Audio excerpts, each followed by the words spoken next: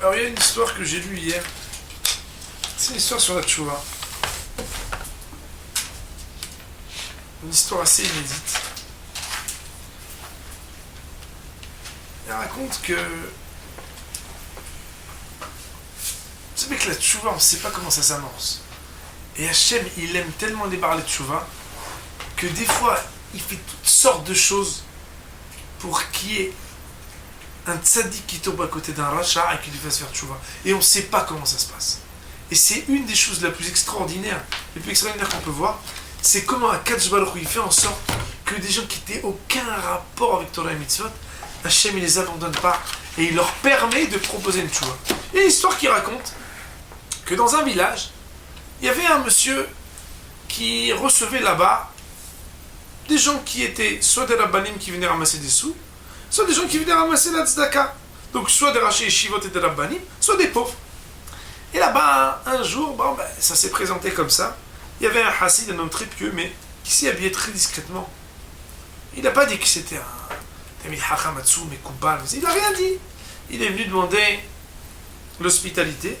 Et à côté, il y en avait un autre qui est venu et qui se présentait comme un pauvre.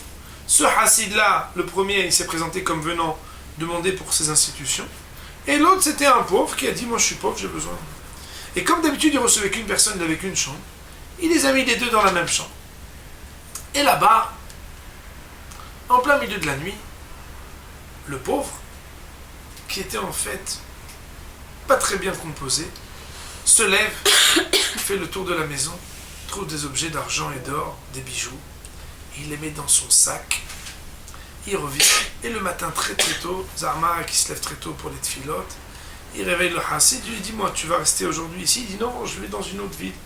Et il dit, on va faire la route ensemble, on va saluer notre hôte, et on va partir ensemble, c'est bien. Il n'y a pas de problème.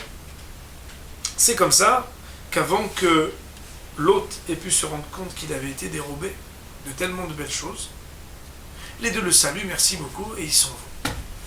Et ils avancent vers la sortie de la ville. Et le hassid ne comprend pas que ce pauvre, toutes les 2 minutes, il se retourne pour voir s'il y a personne qui le suit. Et il est celui-là un peu angoissé, miskin, plus d'être pauvre. Il avance et il se retourne, il se retourne. Et après une longue route, le pauvre se retourne et il voit qu'il y a une calèche qui est en train d'avancer très vite. Alors il dit à Annie, au pauvre, il dit, regarde, je dois aller faire mes besoins de 2 minutes. Tu peux me garder le sac, s'il te plaît? Pas de problème, bien sûr. Il va se cacher, soi-disant, il fait ses besoins, il est resté bien longtemps pour son besoin. Les gens arrivent, et il y avait l'autre qui dit, oui, c'est lui que je suspecte, regardez son sac. Il ouvre le sac, et le hassid, on vote là-bas, tout l'argent, tout l'or. Et il n'arrivait pas à parler. Il ne pouvait pas parler tellement il était bloqué. Et il voit on dit, emmenez-moi cet homme, on va l'amener tout de suite au juge pour qu'il voit sa paix. Et 2-3 minutes plus tard, il dit, mais je vais vous expliquer, c'est pas moi, c'est un autre homme, vous savez, il était avec... Et il dit, oui, t'as bien réfléchi pendant quelques minutes avant de commencer à savoir comment t'allais répondre de cela. C'est sûr, c'est certain ce que tu dis. Tu vas le dire au juge d'ailleurs. On l'amène devant le juge. Et le juge, il lui dit, qu'est-ce que vous avez à répondre? Il écoute, et il lui dit, ça c'est pas un argument, vous allez en prison. Il arrive en prison, mais lui c'est un hassid tzaddik, il arrive là-bas et les voyous ils viennent. Je ne sais pas si vous avez déjà visité une prison, moi j'ai déjà visité une prison.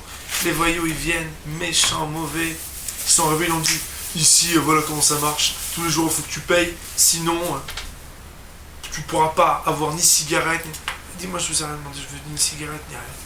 L'autre dit, non mais quand même tu dois payer. Ici c'est nous, c'est notre prison, c'est notre quartier. Et là-bas il dit, sinon on va te frapper. Et le chef de la bande d'Arma qui envoie pour frapper le raf. Et le bonhomme, il lève la main, il ne peut pas baisser la main. Il reste bloqué. Et ils viennent voir le raf, il dit, moi je vous ai rien demandé, laissez-moi tranquille. Il dit, mais maintenant il a la main bloquée, priez. Non, non.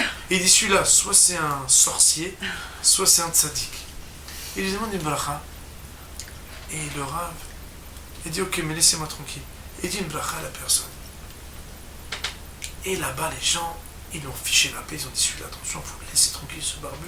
Il est très dangereux, ça doit être un tzaddik, on ne sait pas ce qu'il fait là. Mais... Et là-bas, parmi les méchants brigands, Il y en a un qui vient, et l'histoire raconte qu'il lui dit voilà, personne ne le sait, mais je suis juif, voilà, je suis désespéré. En plus, j'ai été marié avec une non-juive, j'ai 2 enfants, et puis j'ai fréquenté des voleurs, et quand on devait être pris, il m'est même arrivé de tuer. Parce que donc je sais même pas quel est mon tikkun, comment je peux commencer, et vraiment c'est inespéré, mais voilà, je voulais vous demander, vous pouvez m'aider? Alors le Rav lui dit, écoute, oui, ben, pour ton cas, c'est clair, il faut d'abord que tu reçoives des malcotes, des coups, tous les jours pendant 40 jours, et que tous les lundis et jeudis tu manges pas, et moi je te dirai quand est-ce que dans le ciel, il y a la clémence et il y a le pardon divin pour ce que tu as fait. Alors la personne elle commence, elle écoute le Rav, et il commence à jeûner tous les lundis et jeudis, et il reçoit des coups, et il fait les tikkounim exactement ce que le Rav lui demande. Et au bout de quelques semaines, le Rav lui dit, voilà, maintenant il y a une chose, c'est que pour que tu sois pardonné, il faut que tu acceptes que si jamais ta femme et tes enfants aient quitté ce monde, que tu acceptes la volonté d'Hachem sans en être attristé, parce que tu as amené dans ce monde des liens conjugaux et filiaux qui ne sont pas avoués par Hachem. Il dit, mais de quoi vous parlez? Peut-être qu'ils vont vivre à l'écoute Yamim Veshanim, peut-être qu'ils vont vivre jusqu'à 120 ans, et moi de toute façon j'aurais même pas cette épreuve. Donc et l'histoire raconte que le Rav lui dit, non mais Hachem il voit ta tchouva, et le lendemain une dépêche fait que ils ont su que cette femme et ses 2 enfants ont quitté ce monde, et ils ont dit, si tu acceptes le décret d'Hachem sans te rebeller, alors ça va être une nouvelle kapara, parce que pour toi c'est une épreuve, c'était ta femme, c'était tes enfants. Et l'histoire raconte que cet homme dit, c'est dur pour moi, mais j'accepte, si ça fait partie de ma kapara d'accepter les épreuves, j'accepte les épreuves d'Hachem. Cet homme-là, le Rav, le Hassid, il a vu qu'il était totalement pardonné, cet homme. Et il lui a dit, écoute, tu sais, je ne savais pas pourquoi j'étais en prison. Parce que moi, en fait, tu as bien compris, j'ai rien à faire ici. Je suis venu en prison que pour t'aider. Alors maintenant qu'on a terminé, ce soir, on sort. Et l'autre lui dit, qu'est-ce qu'on sort? On est emprisonné ici, qu'est-ce que... Et il dit, non, ce soir, on sort de prison tous les 2. Et l'histoire raconte, c'est une histoire magnifique, fantastique, qui raconte que le soir, quand tout le monde dormait, le Rav, il a pris, il a dit, habille-toi bien, maintenant, tu vas à tchouva, tu peux t'habiller comme il faut. Et il est venu, il a ouvert toutes les portes. Et tout le monde dormait, les Tavdema, Nafla Alem, tous les gardiens étaient endormis, les portes s'ouvraient, ils sont sortis de la prison. Et l'histoire, la conclusion de l'histoire, c'est de dire, Akadosh Baruch Hu, on ne sait jamais pourquoi les choses sont là.